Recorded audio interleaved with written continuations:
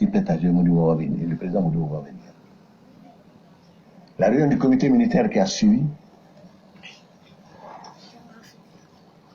dans la communication, j'ai dit au ministre de l'Intérieur, la Défense et de la Sécurité, j'ai dit, où se trouve Modibo? Il me dit, Modibo se trouve à Kidal.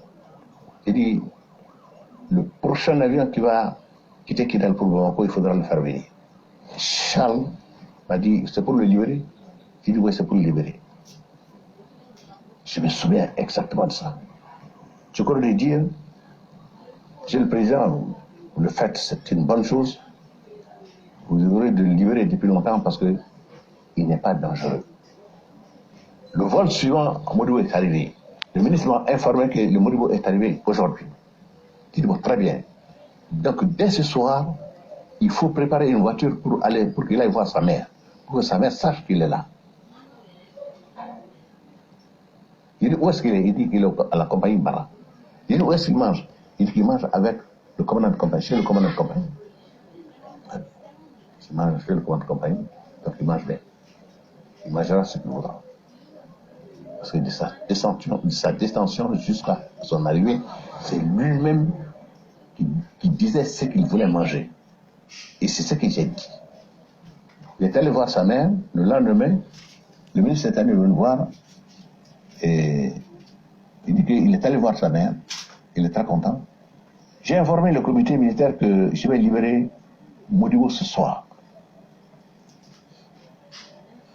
J'ai dit au ministre, bon, après ça, j'ai convoqué le ministre de la Défense, Intérieur de la Sécurité, il dit, à 18h, il faut que tu sois là avec Modibo. J'étais à Philippines, directement, j'ai dit, tu seras là. À 14h30 pile, Philippine entre dans mon bureau, transféré, il dit, ça ne va pas, président, ça ne va pas, ça ne va pas. J'ai dit, qu'est-ce qui ne va pas? J'étais en train d'écrire, j'ai posé mon but. Il dit, mais qu'est-ce qui ne va pas? Il dit, vous devez rencontrer Modibo aujourd'hui pour le libérer? J'ai dit, oui. J'ai resté un moment.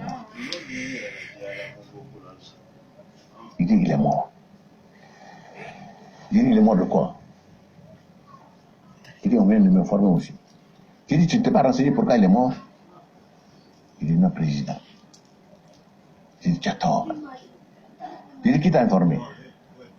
Il dit, c'est Tchiboro qui m'a informé.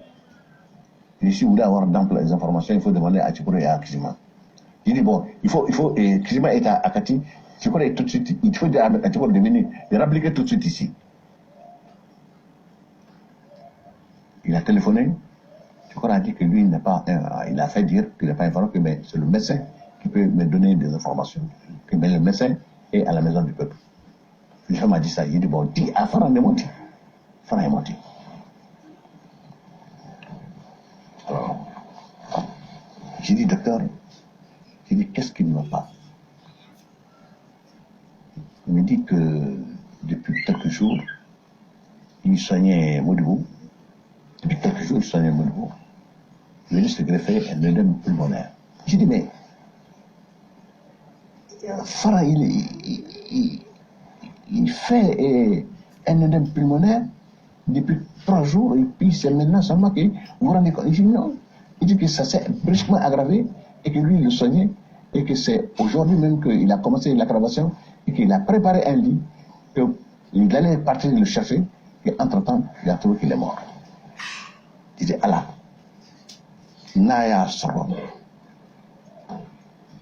Ntumbado, Inyamo, Allah, il a nettoyé. Je dis, ma mère. J'ai dit, bon, Farah, vous pouvez partir. Il dit, Philippin, il dit oui. Il dit, appelle-moi le docteur Malik Keita. Malik Keita est le grand frère du président Modibo. J'ai dit, docteur, j'ai dit, je vais libérer votre frère aujourd'hui. On m'a annoncé qu'il est décédé.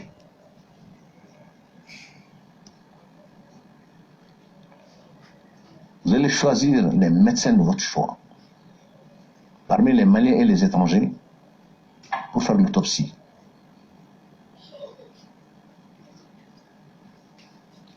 je vais transmettre le message à la famille.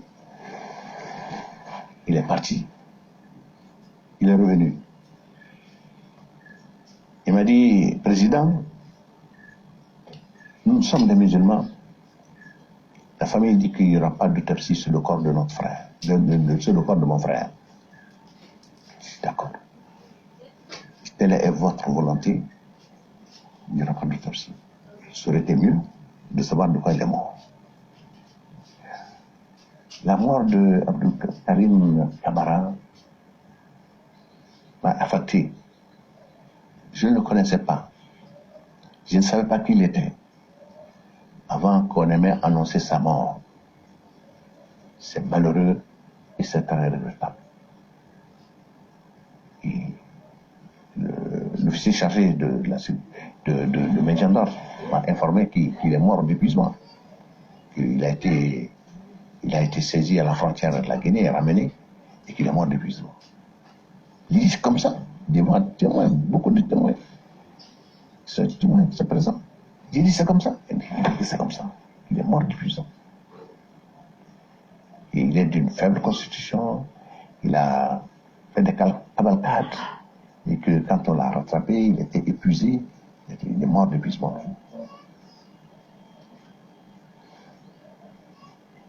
Je crois en ce que l'officier m'a dit. S'il m'a menti, il ne mentira pas devant Dieu. Au plan interne, en 1900,